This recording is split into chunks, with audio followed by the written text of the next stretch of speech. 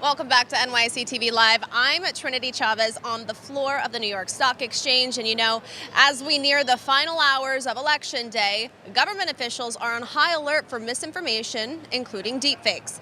Digital media like videos or audio that have been altered using artificial intelligence to make them look or sound real, but they're actually not. To talk more about this and how prevalent this problem is in the U.S. and far beyond, as well as how companies are staying ahead, is Vijay Balasubramaniyan. He is the co-founder and CEO of Pindrop. Good morning, Vijay. Good morning, Trinity. Thanks for having me on Election Day. It's a very important day. So this is a very important topic that we do want to talk to you about. You know, with the rise of deepfake technology, how prevalent, first, do you believe this problem is and has become in the context of misinformation, especially during critical events like Election Day?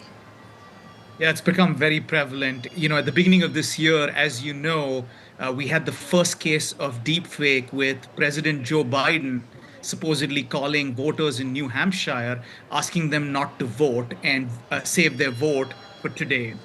Clearly, that wasn't President Joe Biden. We're the ones who identified it, identified the AI applications.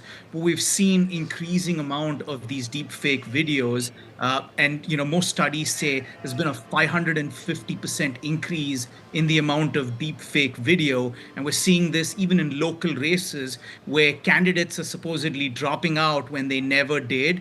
But we're also seeing it in all other walks of life. So, for example, we're seeing Justin Bieber releasing songs that he never released, LeBron James criticizing his coach, which he never did, and Elon Musk running cryptocurrency scams, which he never did. And so, you know, there's a lot of misinformation, both in terms of the election and just in general. And this is something deepfakes has brought to the table, and we need to protect against it. And you know, you bring up a lot of good points, but what specific challenges do deepfakes present to businesses and government entities in terms of security and trust, specifically in communication and verification processes? Yeah, deepfakes break all online trust. First, businesses can no longer trust individuals because when you call a business or when you interact with a business remotely, they don't know whether they're talking to a real human. And we've seen a 1,400% increase in the amount of attacks using deepfakes against businesses. We talked about the fact that there's rampant misinformation. So individuals can't trust information either on social media platforms or on news media platforms. And then finally, on the communication side, we're seeing deepfakes steal as much as $25 million because a finance exec got on a call thinking he was talking to a CFO, wasn't talking to a CFO, but it happened to be a deep fake of him. And we're seeing this even with elder citizens being called, asking to pay ransom for their grandkids. And clearly their grandkids weren't in trouble. It was just a deep fake of the grandkid. And this is obviously something that Pindrop specializes in. So talk to me about how your company is leveraging its technology to help combat misinformation and deepfake threats. And can you share any specific initiative approaches that you're implementing?